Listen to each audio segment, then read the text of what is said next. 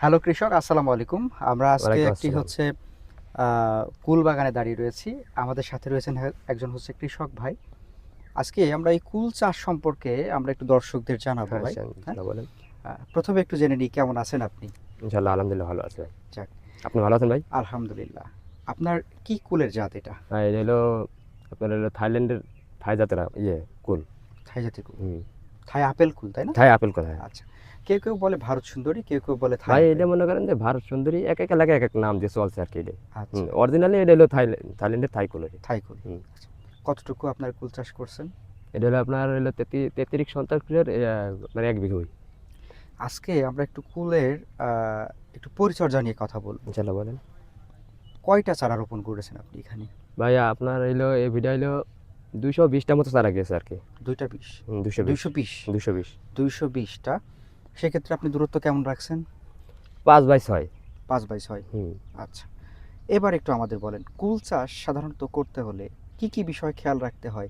শুরু থেকে ফল পাওয়া পর্যন্ত কি কি হুম। পরিচর্যা করতে হয় শুরু এসব থেকে একটু মনে বলেন। করেন যখন আমি চারাটা রোপণ করলাম, হুম, ওই সময় আপনার হলো ঠিকমতো মানে সেচটা ঠিকমতো দিয়ে রাখতে হবে। মানে হুম, গাছটার গ্রোথ বাড়াতে হলে হুম, হুম, মানে ওই সময় খুব তাপমাত্রা থাকে। হুম।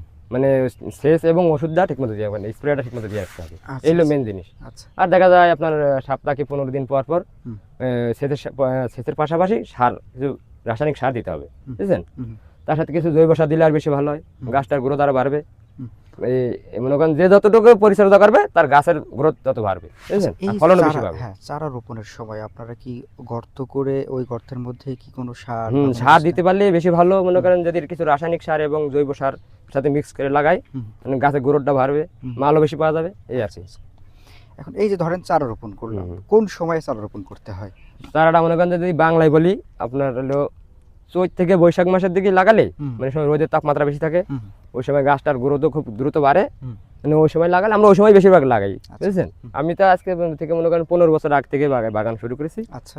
মনে করেন এখন চোখ করেই যাচ্ছি, প্রতি বছরে কিছু না হোক 1 বিঘে থাকে আমার। চারা রোপণের আগে কি জমি চাষ দিয়ে নেন কিনা? চাষ তো ইনশাল্লাহ দিতেই হবে। ওই সময় ভালো করে চাষ পরিচর্যা ভালো করে নিয়েই তারপর জমিটা পরিপূর্ণ রেডি করে নিতে হবে, আচ্ছা, বুঝলেন? জমিটা চাষ দিলাম, এরপর হচ্ছে গর্ত করলাম। হুম। গর্তের মধ্যে কি কি দিব আমরা? গর্তের মধ্যে যদি মনে করেন আমি সার দিয়ে লাগাবো, মনে করেন কিছু রাসায়নিক সারও দেওয়া যায়। হুম, দেখা যায় টিএসপি দেওয়া যাবে, হুম, কিংবা ঢ্যাপ দেওয়া যায়। হুম।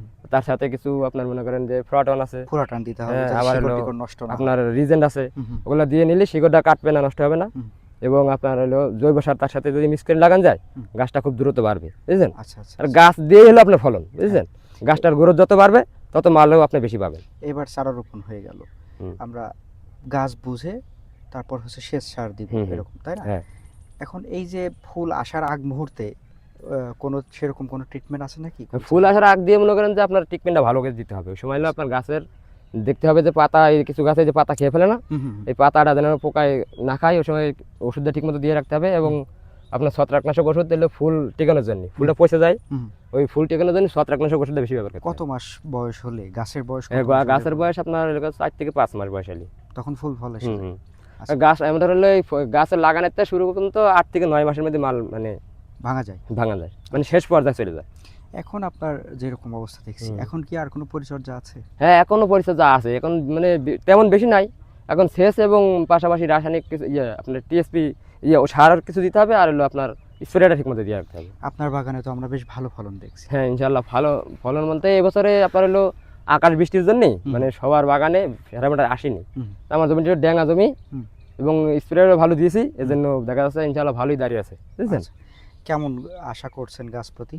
গাছ প্রতি এবছরে আশা করা যায়, দেখা যায় 30 থেকে 35 কেজি, কিছু গাছে 25 কেজি এরকম হবে, বুঝছেন? হুম, গড়গাড়া আবারই যে আপনার দেখা যায় 30 কেজি ধরা যায়। 30 কেজি। হুম।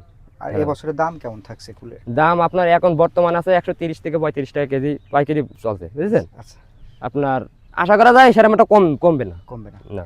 আচ্ছা, এই জায়গাতে দাঁড়িয়ে আমাদের দর্শকদের একটু বলেন যে হুম। কুল চাষটা আপনার কাছে কেমন লাভজনক মনে হয়? কুল চাষটা ভাই আজ থেকে মনে করেন যে আমি আরো 15 বছর আগে থেকে চাষ করি, হুম, বুঝছেন? হুম, আমি কুল চাষে আজ পর্যন্ত লস বলতে কোনো শব্দ পাইনি আমি, বুঝছেন? হুম, না, আমার জন্য পাইনি। হুম, হুম, আমি পরিচর্যা ভালো করি হুম। এবং আশা করি ভালোই হয়, আমার লস হয় না। আচ্ছা, যাই হোক। দর্শক, আমরা কথা বলছিলাম হচ্ছে রুহুল আমিন ভাইয়ের সাথে, একজন কৃষি উদ্যোক্তা। আমরা তার কুল বাগান দেখে অভিভূত হয়েছি। আমরা আজকে চেষ্টা করলাম হচ্ছে কুলের চাষটা কিভাবে করবেন স্টেপ বাই স্টেপ হুম। সেটা বোঝানোর। আপনার কুল চাষে অনুপ্রেরণা দেওয়ার, উৎসাহ দেওয়ার জন্য না, আমরা শুধু কুল চাষ সম্পর্কে দর্শকদের একটু হ্যাঁ। জানালাম। বাকিটা আপনাদের ইচ্ছা, ভালো লাগলে আপনারা করতে পারেন। তবে রুহুল আমিন ভাই যেটা বলছেন যে কুল চাষে লস হওয়ার তেমন কোনো চান্স চান্স নেই। মনে করেন যদি আবহাওয়া ভালো থাকে, আবহাওয়া ভালো থাকলে ইনশাল্লাহ ধরতেই হবে মনে করেন এই মাল, আর যদি ধরে যায় কোনো লস বলতে শব্দ নেই, আচ্ছা, আশা করা যায়। তাহলে দর্শক ভালো থাকেন সবাই। আমরা আজকের মতো বিদায় নিচ্ছি। পরবর্তীতে আবারও কোনো কুল ক্ষেত, কমলা বাগান, মালটা বাগান কিংবা কোনো অন্যান্য ক্ষেত থেকে আপনাদের সাথে আবারও দেখা হবে। ভাইজান আপনিও ভালো থাকেন। হ্যাঁ, আসসালামু আলাইকুম। আপনি ভালো থাকেন। ওয়ালাইকুম